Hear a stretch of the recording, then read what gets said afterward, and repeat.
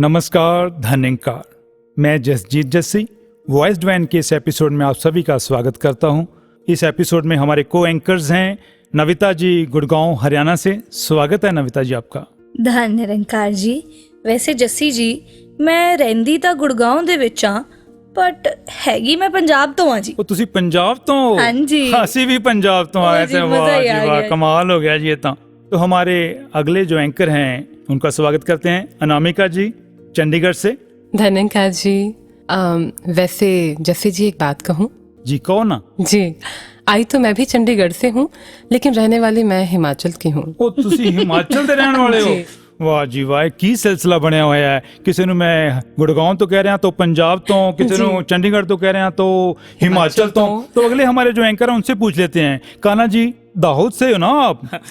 जस्सी जी, मैं हूँ तो दाहोद से, पर आया मैं भी मुंबई से हूँ। ओहो, ये क्या हो रहा है आज मेरे साथ?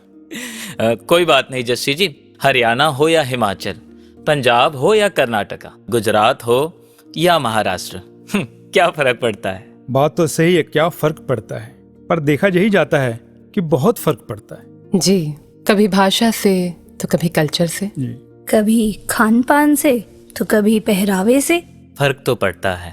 और आप लोगों की ये बात सुनकर के मुझे एक शेर ध्यान आ रहा है। इरशाद इरशाद। बिल्कुल जी जी। तंग सोच ने सीमित कर दी दुनिया मेरी, वाह, हालांकि खुला आसमां था मेरे उड़ने के क्या लिए। बात है कान्हा जी, जी, बहुत बहुत खूब, शुक्रिया। बहुत खूब। कान्हा जी, आपका शेर सुन के तो ऐसा लग रहा है कि आज शायद हम इस एपिसोड में बात करने जा रहे हैं तंग दिली की। जी, लेकिन सिर्फ तंगदिली की ही नहीं, तंगदिली से आगे जाने की भी। चलो फिर देर किस गल दी, शुरू करते हैं वॉइस डिवाइन दा साडा अज दा एपिसोड। नमस्कार, धन्यकार।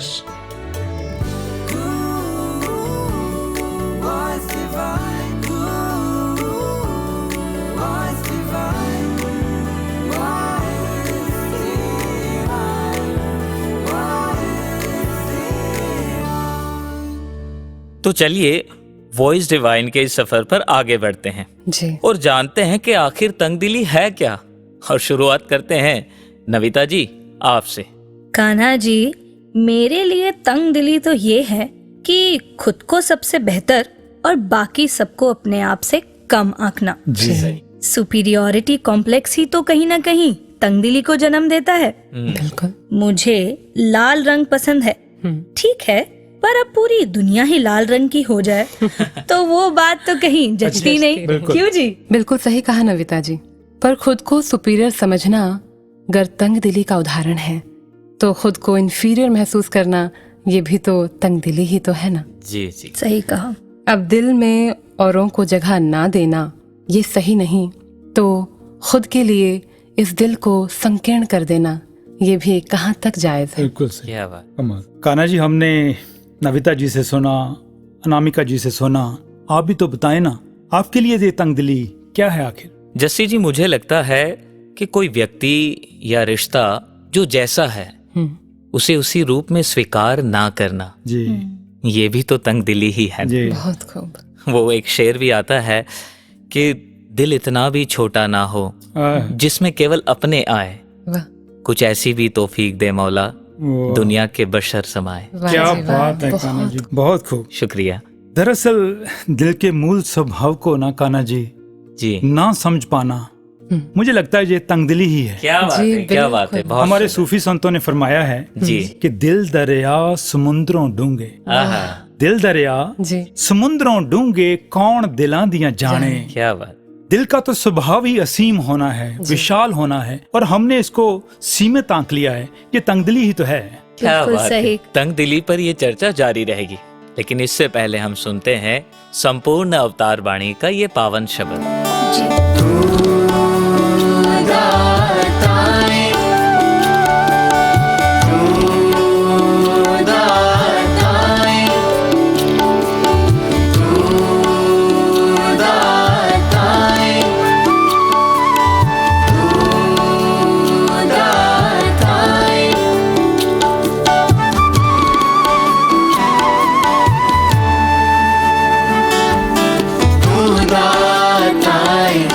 सब तो वरदान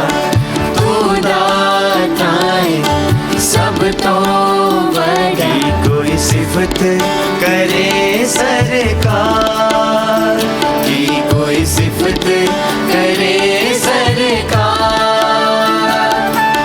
जात तेरी है ऊंची सुची, जात तेरी है ऊंची सुची, नाम है तेरा एक निरंकार।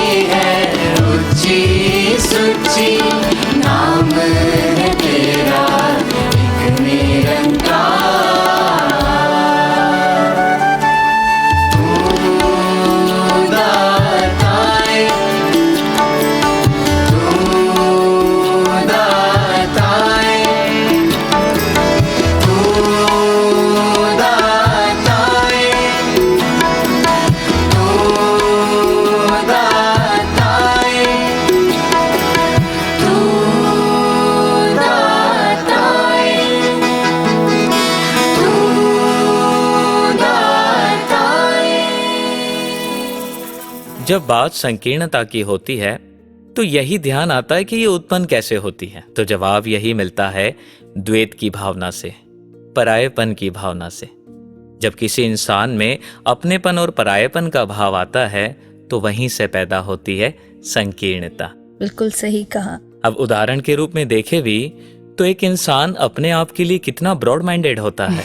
जी हर चीज की छूट अपने आप को बड़ी आसानी से दे देता है। बिल्कुल। फिर बात माफ करने की हो या गलती करने की, या यूं कह लो गलती करने का बहाना भी दे देता है। सही।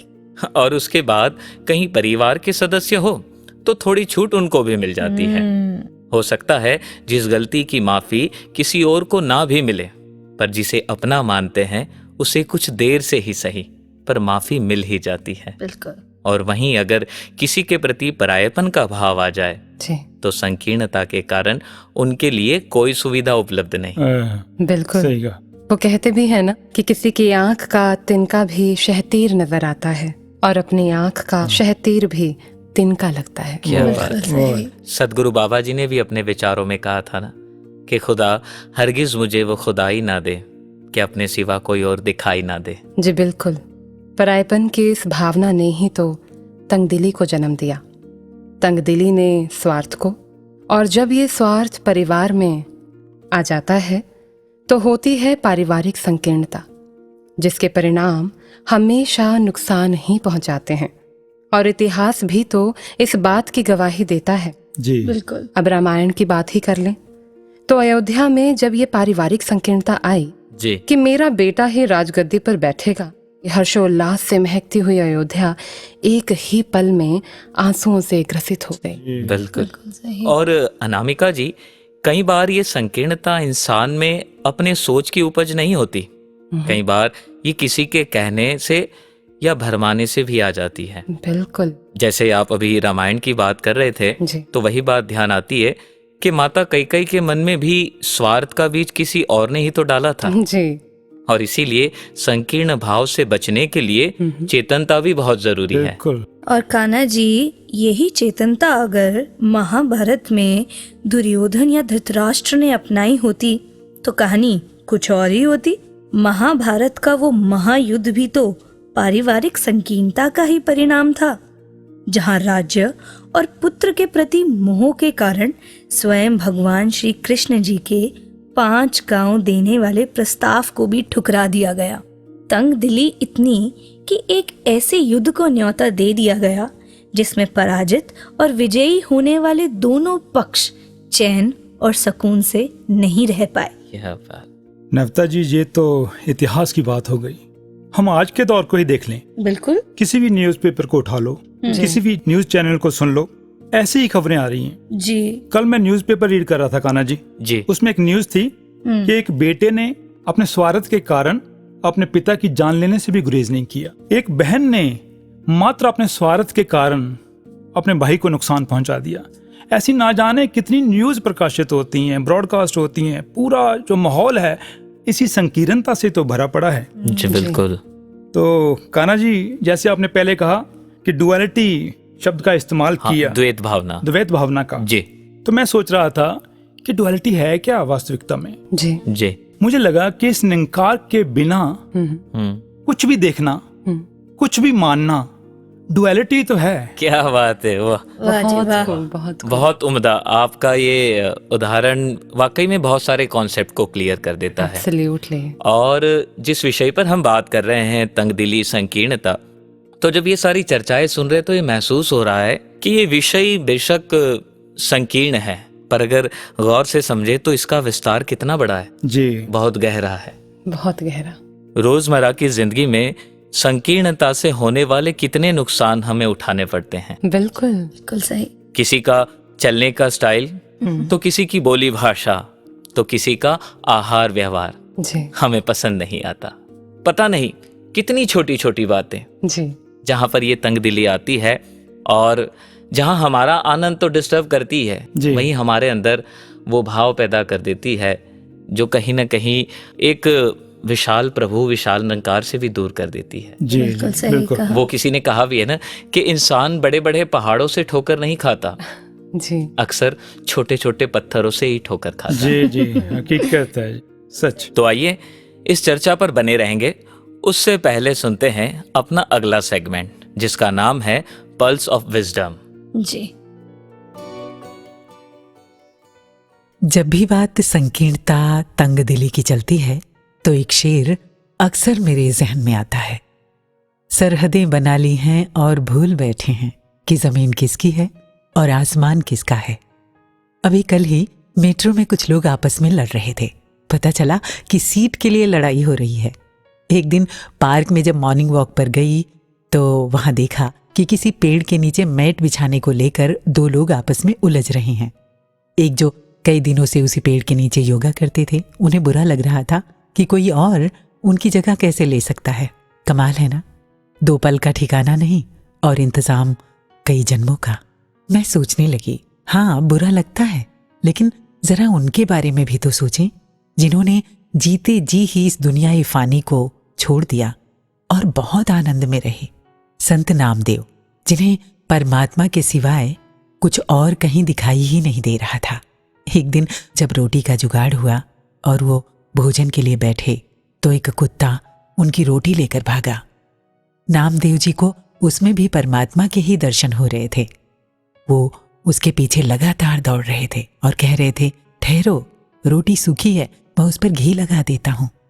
समय कभी भी अलग और अनुकूल नहीं रहा। हाँ, कुछ लोग इस अनंत के साथ जुड़कर अनंत हो जाते हैं।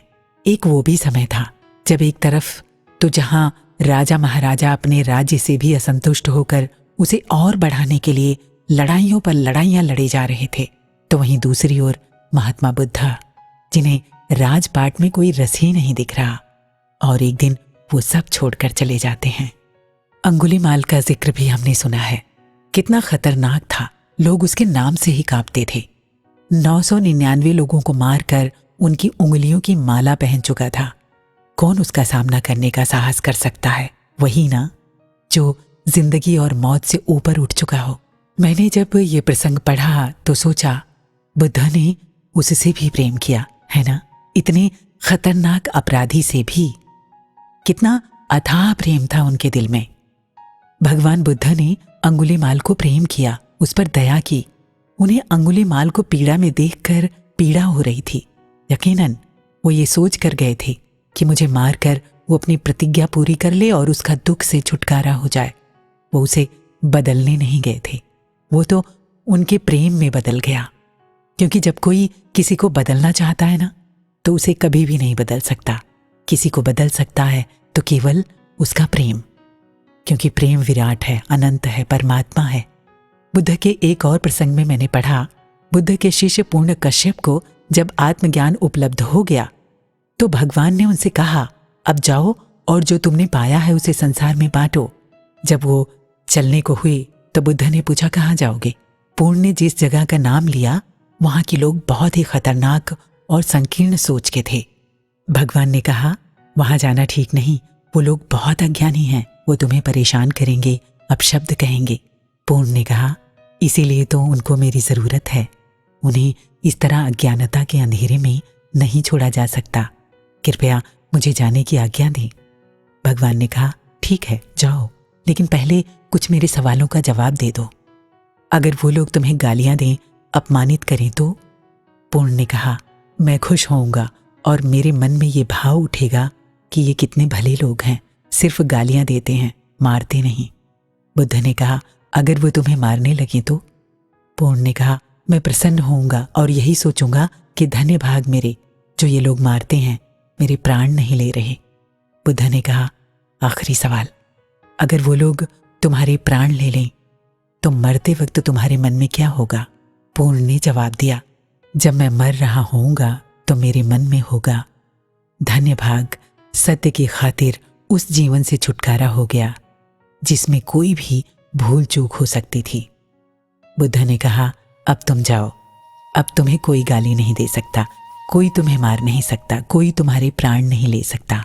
ऐसा नहीं है कि अपशब्द नहीं कहेंगे या मारेंगे नहीं या प्राण नहीं लेंगे, लेकिन अब तुम इन सबसे ऊपर हो और यही अमरत्व है।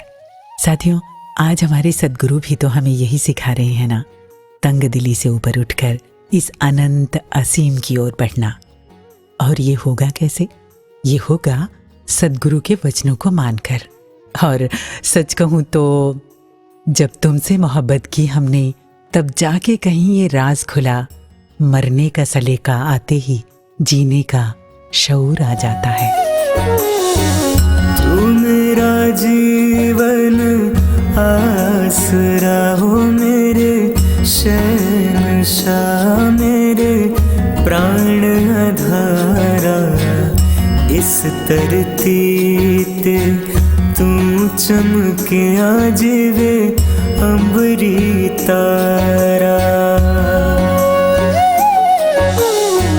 तू मेरा जीवन आसरा ओ मेरे शहंशाह, मेरे प्राण आधारा। इस धरती पे तू चमके आजीवे अंबरी तारा।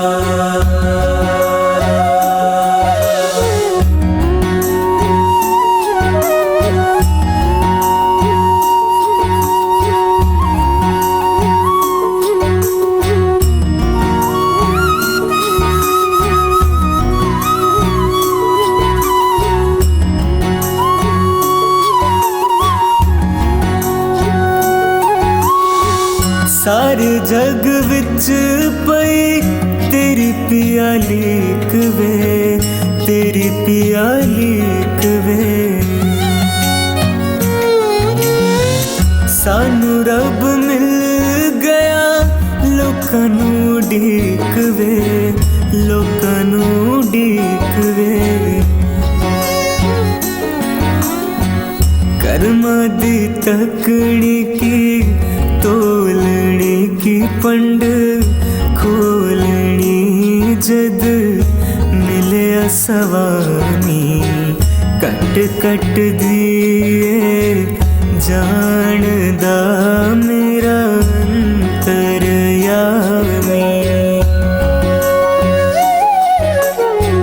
तू मेरा जीवन आसरा ओ मेरे शहंशाह, मेरे प्राण आधारा।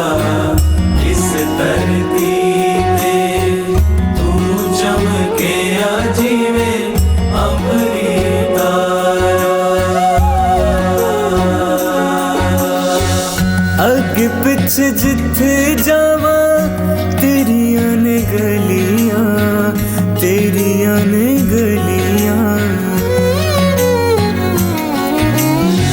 चलना दी नगरी च असा थावा मलियां, असा थावा मलियां।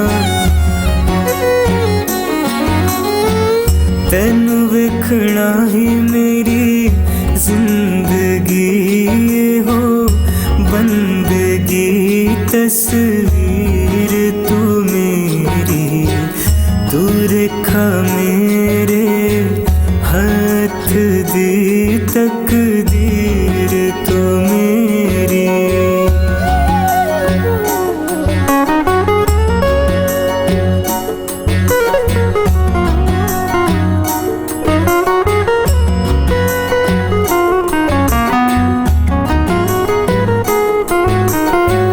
कखा तू भी होली नू तू लख दा बनाया है, लख दा बनाया है। रुकी रुकी जिंदगी सी हंसना सिखाया है, हंसना सिखाया है। जौहर तेरा जिस जानिया रस मानिया, हो कदे ना मरदा। सतगुरु मेरा ज दसदा पता निज करदा। तू मेरा जीवन आसरा ओ मेरे शहंशाह, मेरे प्राण आधारा।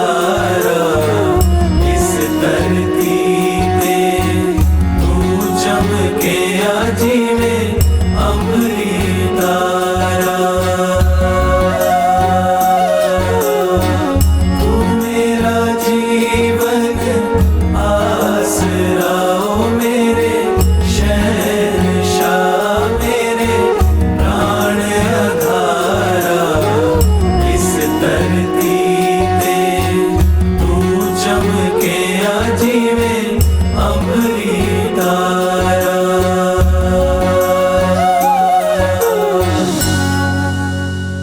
तंग दिली के कई पहलू हमने डिस्कस किए, जी। लेकिन बीइंग अ यूथ अगर बात करूं तो संकीर्णता हमारे ग्रोथ को भी रोक देती है। जी हमारा मानसिक और आर्थिक विकास भी रुक जाता है, बिल्कुल, या यूं कह लो सीमित हो जाता है। आपने सही कहा कान्हा जी, खुद में सीमित हो जाना ही तो तंगदिली है। अब पार्क में लहलहाते पेड़ों को ही देख लीजिए, कितने विशाल होते हैं और कितनी जरूरतों को भी पूरा करते हैं। लेकिन वहीं जब एक बोनसाई प्लांट को देखा जाता है जो देखने में तो बहुत खूबसूरत होते हैं, मुझे भी बहुत ज्यादा पसंद है, लेकिन उसके गमले के तंग दायरों के कारण वो प्रकृति की दी इन सौगातों से वंचित रह जाता है। कुछ ऐसे ही खुदगर्जियों और तंगदिली की सीमाएं जो कभी तो हमारे जीवन में बन जाती हैं तो कभी हमारे ही द्वारा बनाई जाती हैं, वो हमें भी हमारा वो सामर्थ्य प्राप्त नहीं होने देती जी, जो इस परम पिता परमात्मा ने हमें बख्शा है। क्या बात है। अनामिका जी, आपकी इस बात से ना मुझे एक शेर याद आ गया। जी फरमाइए। वो कहा है कि पीपल के पेड़ को गमले में लगा रखा है। क्या बात है। पीपल के पेड़ को गमले में लगा रखा है, क्या होना था इसे और क्या बना रखा है। क्या बात है, क्या बात बहुत खूब, बहुत खूब। जसी जी, जी जब ये बात कुछ बनने और बनाने की हो रही थी जी तो क्योंकि जहन में यूथ ही चल रहा है, जी जी तो मुझे वो भी ध्यान आया कि आजकल यूथ में एक बड़ा सा ट्रेंड चला है, हसल कल्चर। जी जी असल असल कर, culture। एब्सोल्युटली। वो एक ऐसी दौड़ जिसमें बहुत कुछ प्राप्त करना चाहते हैं, जी और जहां तक मैं समझता हूँ वो गलत भी नहीं है। जी जी लेकिन उसी से जुड़ी हुई कुछ बातें इस तरह भी ध्यान आती है कि आजकल युवा वर्ग अपने लक्ष्य को प्राप्त करने के लिए इतना नैरो हो गया। गलत नहीं है, लेकिन अगर वो लक्ष्य पूरा नहीं होता तो फिर उन्हें ये महसूस होता है कि शायद मेरी दुनिया ही खत्म हो गई। बिल्कुल सही कहा आपने। और बात सिर्फ लक्ष्य की ही नहीं, मुझे हर चीज हर वक्त अपने हिसाब से अपने तरीके से ही चाहिए। हाल ही की बात है, मैं अपनी एक फ्रेंड से मिली जी तो उसने मुझे बड़े दुखी होकर बोला कि तुझे पता है इस फेमस आर्टिस्ट के कॉन्सर्ट की टिकट्स 1 मिनट में ही सोल्ड आउट हो गई। अच्छा। मेरा तो सारा मूड ही खराब हो गया। फिर मैंने पूछा कि अच्छा तेरा फेवरेट आर्टिस्ट था? उसने बोला नहीं। अच्छा तो तुझे जाना था? नहीं। फिर मैंने बोला कि अच्छा फिर क्यों सैड है? उसने मुझे बोला पता नहीं, इंटरनेट पे सब दुखी हैं तो मैं भी हो गई। मैंने कहा ले, दुखी होना कब से ट्रेंडिंग हो गया। जी यानी कि मेरी खुशियां भी कस्टमाइज्ड हो, नपी तुली ट्रेंडिंग। भले ही मेरे चारों तरफ अपने अपने तरीके से खुशियां बिखरी हों, पर अगर वो मेरी चेकलिस्ट पर नहीं बैठ रही, मेरी संकुचित सी नैरो सी लिस्ट में कहीं फिट नहीं हो रही, तो आई डिस्कार्ड देम। ऐसा लगता है कि ऑनलाइन शॉपिंग करते करते हम उसके इतने यूज्ड टू हो गए हैं कि सब कुछ बिल्कुल इमीडिएट ही चाहिए। क्यों, इवन इन रिलेशनशिप्स मेरी चेकलिस्ट तैयार है कि मेरे सामने वाला पार्टनर ऐसा हो वैसा हो, red flag green flag beige flag और ना जाने पता नहीं क्या क्या। मैंने खुद के सर्कल में कितनी दफा देखा है कि अगर कोई एग्जिस्टिंग रिलेशनशिप किसी भी रीजन से वर्कआउट ना करे तो उन्हें ऐसा लगता है कि जिंदगी बस वहीं खत्म हो जाएगी, क्योंकि माइंड में जो खुशी का एक दायरा बन जाता है फिर वो एक्सेप्ट ही नहीं हो पाता कि इन फ्यूचर वो संभव नहीं है, और फिर खुशी बस एक पर्सन से लिमिट कर देते हैं, और फिर ना मिलने के कारणवश aggression, self doubt, addiction, depression, identity crisis जैसी मेंटल प्रॉब्लम्स के शिकार हो जाते हैं। फिर वो एक ऑब्सेशन का रूप लेकर बात यहाँ तक आ जाती है कि अगर वो ना मिला तो जीना ही किसके लिए, और तब जिंदगी बेमायने हो जाती है। जी फिर अपनी छोड़ो दूसरे की खुशी भी सहन नहीं होती। जी बिल्कुल। और मुझे लगता है कि ऐसे वक्त पर उस व्यक्ति का ध्यान सिर्फ बंद दरवाजे की ओर ही होता है। बिल्कुल। कान्हा जी, ऐसा नहीं कि जिंदगी एक दरवाजे वाला कमरा ही है। जी, जिंदगी दरअसल कई सारे खुले दरवाजों वाला खुला सा मकान है। क्या बात है। मुझे बस खुले दिल से, खुली चेतना से देखते रहना है, बढ़ते जाना है। प्रभु ने कमाल की संभावनाएं संभाल रखी हैं हर किसी के लिए। जी, बस मुझे अपने आप को सीमित नहीं होने देना, अपने दृष्टिकोण को विस्तार देना है।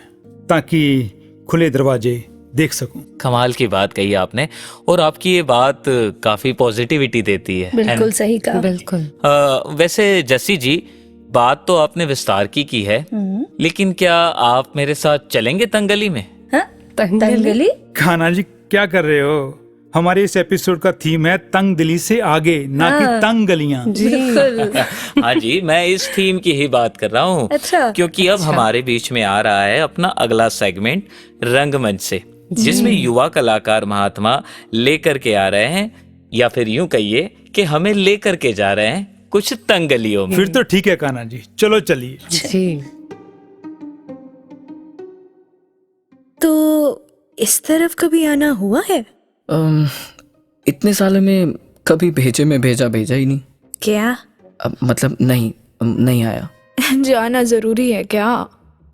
अब बॉस ने बोला है तो जाना ही पड़ेगा ना। वैसे भी उसे बाहर नहीं निकाला तो काम कैसे होगा? बॉस भी न्यू अपॉर्चुनिटी को लेकर डरे बैठे हैं। और कितना दूर? एड्रेस तो यहीं का दिखा रहा है। दिखाओ। 1/2 तंगावली। तंगावली कितना बड़ा वे? नाचो। चुप। हर जगह फिल्मी।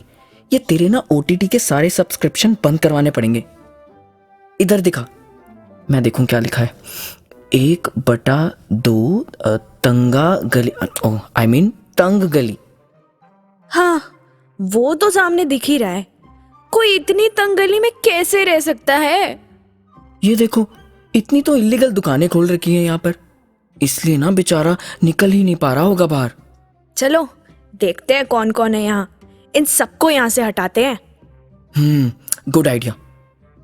ये कौन सी दुकान है? चुगलिस्तान। चुगलिस्तान है? एक मिनट। हमारे यहाँ हर तरह की चुगलियां बनाई जाती हैं। शादी व पार्टी में स्पेशल चुगलियों के लिए ऑर्डर बुक करें। कलेश की फेमस दुकान चुगलिस्तान। अरे बंद करो इसे। किसने बोला यहाँ दुकान खोलने को? हाँ, मियाँ काय को शोर मचाने का? अपनी मर्जी से थोड़ी इधर आया मैं। पर तुम किधर जाता मियाँ? जी तंगावली तंग क्या था? तंग गली जा रहे हैं हम लोग। देरिंग लगता बाबू, चेतावनी दे डालूं। तंग गली जो जावे हैं, रोते रोते आवे हैं। क्या? रोते रोते आवे हैं। क्या? रोते रोते आवे हैं। क्या? रोते अरे बोनी का टाइम है मैडम, काय को तंग करने का? शटर डाउन करो रे, दिमाग का कर दिया ढक्कन। 1 2 का 4 my name is Lakhan. Good bye, good night. अरे क्या था ये? बोल रहा था अपनी मर्जी से नहीं आए। बताओ। झूठ बोल रहा होगा, छोड़ो ना, आगे चलते हैं। लो जी, ये देखो, 4 साल पहले ब्रेकअप हुआ था और उसका स्पीड ब्रेकर अभी भी गली में पड़ा हुआ है। इसलिए नहीं बाहर आ पा रहा बेचारा। आउच। क्या हुआ? मेरा हाथ कुछ गरम था यहाँ। ओहो, इधर दिखा। कौन सी जगह है ये? क्या लिखा है? Hotel revenge. इसीलिए जला होगा। बदले की आग में तो भैया खुद ही जलता है पहले बंदा। कोई ना, तू फिक्र मत कर। ये ले, फॉरगिवनेस का बाम लगा, आराम मिलेगा। अजीब गली है। उधर देखो, जजमेंट का बुटीक। नफरत की चाट, कुछ तो लोग कहेंगे। और उधर देखो, tension bank. Tension bank? Retirement के बाद की पेंशन का पता नहीं, पर हमारे यहाँ फ्यूचर की टेंशन का लोन दिया जाता है। ये क्या था? कौन हो तुम लोग?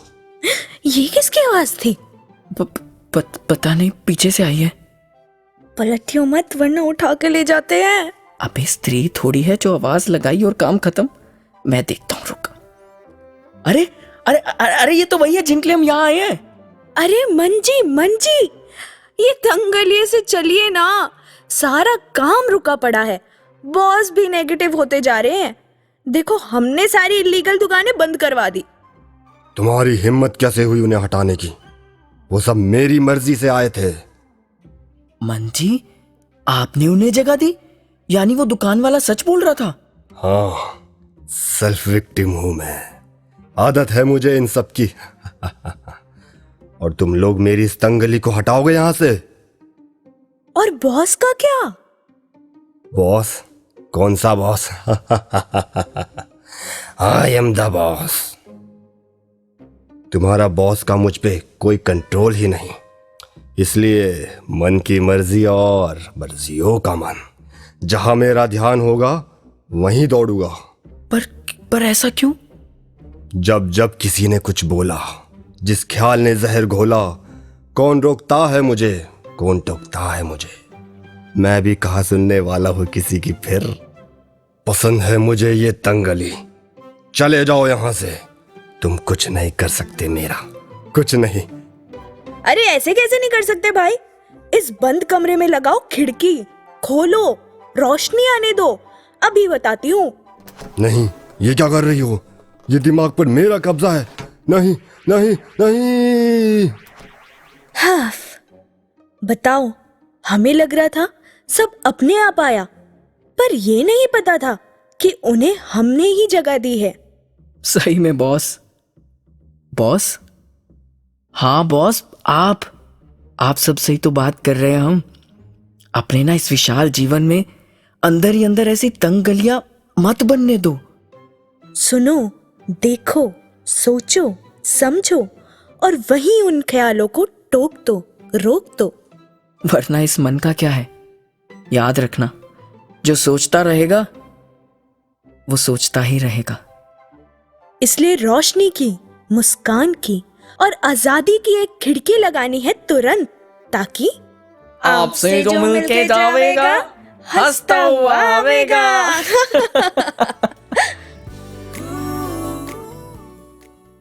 वाह, कला भी कितना सुंदर माध्यम बन जाती है किसी भी विषय को बड़ी सहजता से हमारे दिल तक पहुंचाने का। बिल्कुल सही। मेरे दिल में एक सवाल आ रहा है। जी जी। तंगदिली की हम चर्चा कर रहे हैं, मगर इस तंगदिली से बचा कैसे जाए? इसका इलाज क्या है? भाई, मुझे तो ऐसा लगता है कि किसी भी मर्ज का पहला इलाज है रोग की जानकारी। क्यों, क्या कहते हो? जी बिल्कुल, मैं भी यही मानता हूँ। क्योंकि जब तक आपको जानकारी ही नहीं होगी कि रोग क्या है, तो फिर उसका इलाज कैसे होगा? बिल्कुल ठीक। जब तक बात तंगदिली की है तो उसका इलाज तो केवल ब्रह्म ज्ञान ही है ना। जी बिल्कुल। जब सद्गुरु द्वारा प्राप्त ब्रह्म ज्ञान के अनुरूप जीवन जिया जाए तो तंगदिली से मुक्त है। और इस हिसाब से इसका दूसरा पहलू ये भी नजर आता है कि अगर अभी भी मन में संकीर्णताएं हैं तो ब्रह्म ज्ञान का वास हृदय में हुआ ही नहीं है। जी वो मिलन अभी बाकी है। बिल्कुल। संपूर्ण हरदेव वाणी में भी कहा है ना, जी। विशाल प्रभु से मिलकर ही विशालता आ पाएगी, कहे हरदेव की और जतन से तंग दिली न जाएगी। बहुत खूब। इसीलिए तंग दिली से मुक्ति केवल इस विशाल प्रभु को जानकर इसके साथ इकमिक होकर ही संभव है। यही तो प्रेम की अवस्था है, इकमिक हो जाना। जी। फिर वो फकीर हुसैन की बात, अंदर तू है बाहर तू है, रोम रोम विच तू। क्या बात। कहे हुसैन फकीर ने माना, अब मैं नहीं सब तू। वाह। तो क्या बात है। तो जब सब तू है तो द्वैत की भावना ही खत्म हो गई। जी फिर तो बस प्रेम ही प्रेम है। और जहाँ द्वैत की भावना खत्म हो गई तो तंगदिली भी खत्म हो गई। फिर यही भाव सहज में ही जीवन में उतर जाता है कि जसी जी, मिजाज यूं ही ना चिड़चिड़ा कीजिए। मिजाज यूं ही ना चिड़चिड़ा कीजिए। गर करे कोई छोटी बात तो आप अपना दिल बड़ा कीजिए। बिल्कुल बिल्कुल। एक शेर तो आपने सुनाई दिया। जी मुबारक हो। जी, आप जी ने सही कहा। पिछले दिनों सदगुरु माता जी ने भी अपने विचारों में फरमाया ना, जिस तरह ये फॉर्मलेस निराकार, यह एंडलेस है, यह कभी खत्म नहीं होने वाला, कितना विशाल है, वैसा ही अपने दिलों को अगर हम विशाल बना लेंगे तो ना किसी की कहीं बात कुछ तंग करेगी, ना हम खुद को कोई कारण देंगे तंग होने का, ना हमारे उस तंगे के कारण रिएक्शन ऐसे होंगे जो और किसी को भी तंग करें। वाह, सदगुरु द्वारा प्राप्त ये सोच कितनी सहजता से किसी भी उलझन को सुलझा देती है। बस इस विशालता की सोच को हम अपना स्वभाव बना ले तो एक पल में अवस्था बदल सकती है। बिल्कुल। और इसी बात से ध्यान आया कि कैसे वो अवस्था बदल जाती है। जी। एक थोड़ी हास्यप्रद घटना है। अच्छा जी। जरूर कहिए। एक बार कुछ बहनें कहीं बाहर घूमने के लिए गए ग्रुप में। अच्छा जी। और वहां पर बड़ी सुंदर वादियां हैं, पहाड़ है, क्या बात हिमाचल है। जैसा नजारा है। जी जी। और वहां पर एक बहन है जो बड़ी चिंतित नजर आ रही है, बड़ी सहमी सी नजर आ रही है। अच्छा। और कुछ ही देर में उसी बहन को अपने पति का फोन आता है अच्छा। और उनके पति कहते हैं, हाँ जी भाग्यवान, मजे आ रहे हैं ना, घूमने का आनंद ले रहे हो या नहीं? वाह। तो सामने से वो बहन कहने लगी, अरे क्या बताऊं जी, कौन सा आनंद, मेरा तो सारा ध्यान अपने गहनों पर ही है, कहीं चोरी ना हो जाए, कहीं कोई गिर न जाए। अच्छा। तो फिर पता है सामने से पति ने क्या कहा? क्या क्या बोला जी? पति ने कहा, सुनो भाग्यवान, हम्म। आपने जो भी गहने पहने हैं वो नकली है। नकली है। और जैसे ही पति की ये बात सुनी तो कुछ देर पहले चिंतित रहने वाली वो बहन अब निश्चिंत हो गई। और जब इस बात को सोचते सोचते ध्यान अपनी ओर गया जी। तो फिर यही ध्यान आया कि मेरी हालत भी तो कुछ ऐसी ही है ना। मैंने भी तो अपने आसपास जो दायरे बनाए हैं वो सारे मिथ्याई है ना। फिर उसमें मेरे रिश्ते, मेरे लक्ष्य, मेरी हर वो विचार, हर वो सोच जिसके कारण मैं इस विशाल निरंकार से दूर हो जाता हूँ और तंग दायरे में सीमित कर देता हूँ अपने आप को। जी। और ऐसे समय सदगुरु की एक सोच आती है और वो ये बताती है कि ये सब मिथ्या है, नकली है। बहुत खूब। और जैसे ये ख्याल मन में आता है तो फिर सीधे ही ध्यान जुड़ जाता है इस निरंकार के साथ वाह। और तंग दिली अपने आप दूर हो जाती है। वाह। क्या बात है जी। कान्हा जी, सदगुरु ने कृपा की, ये समझाया, जी कोई दीवार नहीं, कोई तकरार नहीं, जी, कोई खार नहीं, क्या बात है तो बस अमन है तो बस सुकून है तो बस प्रेम हाँ। है तो बस आनंद है।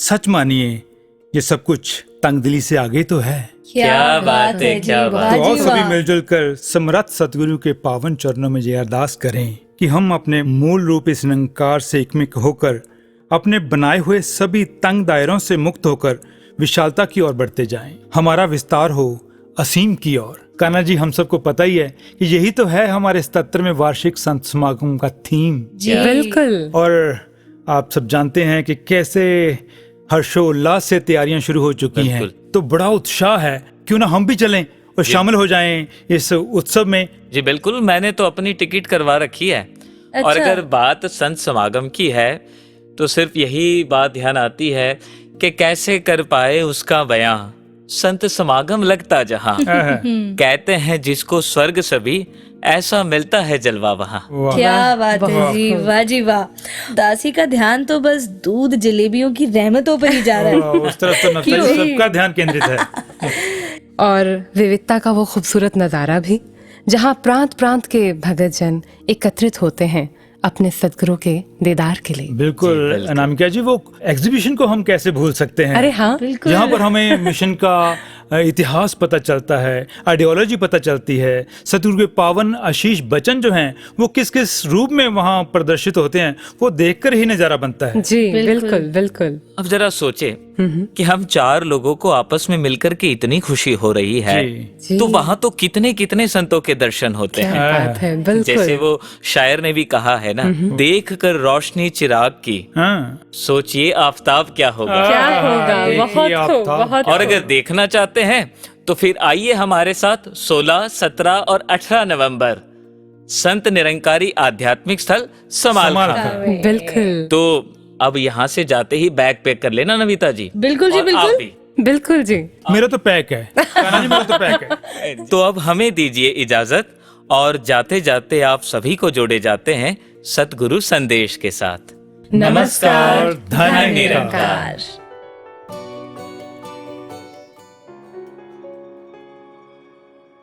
संसार में तो पल पल पे वहम भुलेखे हर कोई पाल रहा है, और कैसे कोई चीज़ क्या है, उसके पीछे क्या कारण रहा, उससे कुछ एक बात चाहे वो असली है नहीं है, फैक्ट चेक है नहीं है, वो बात को पकड़ के उस बात की क्या बात बना दी, और कैसे ये चाहे सुपरस्टिशंस की बात करें, ये अपने बारे में खुद ही कोई वहम खुद ही बना दिया, या किसी ने किसी के बारे में कुछ कह दिया, उसको क्रॉस चेक किए बिना एक सच मान लिया। कितने ही तरह के ये वहम भुले के होते हैं। कुछ तो होते भी नहीं, बस एक हम अपने दिमाग से परसीव कर लेते हैं कि ऐसा ही है और उसको सच मान लेते हैं।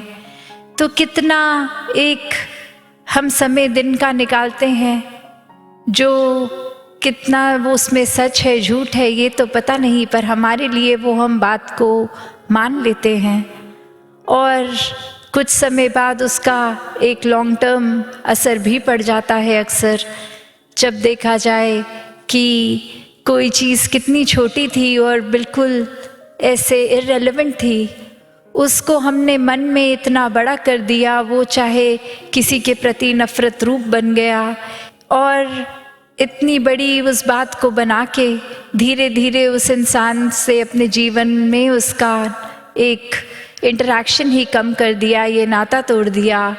और रूट कॉज जो होता है वो यही वहम भुले के, या फिर हमारे दिल की एक इतनी तंग दिली, ये नैरो माइंडेड होकर हम एक ट्रैक को ही देखते हैं, अपने पर्सपेक्टिव को ही देखते हैं।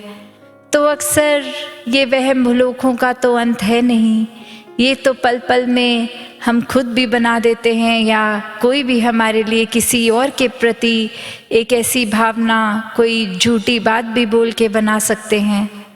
तो बात क्या कि ये जो रिश्ते हैं आपसी, ये कैसे एक बिना जजमेंट के देखा जाए हर एक को, चाहे वो घर परिवार के रिश्ते हों या एक ब्रॉडर लेवल पे पूरे संसार की भलाई की बात। तो बात वही कि किसी को अगर जज नहीं करना तो क्या करना है फिर, और उसका एक सबसे सिंपल सल्यूशन है कि जो है जैसा है उसको वैसे एक्सेप्ट करना है। सतगुर दी सोच लैके सोचा शिंगार लईए, सतगुर दी सोच लैके सोचा शिंगार लईए। दुनिया सवर ही जानी, दुनिया सवर ही जानी, खुद नूं सवार लईए। सतगुर दी सोच लैके सोचा शिंगार लईए, सतगुर दी सोच लैके सोचा शिंगार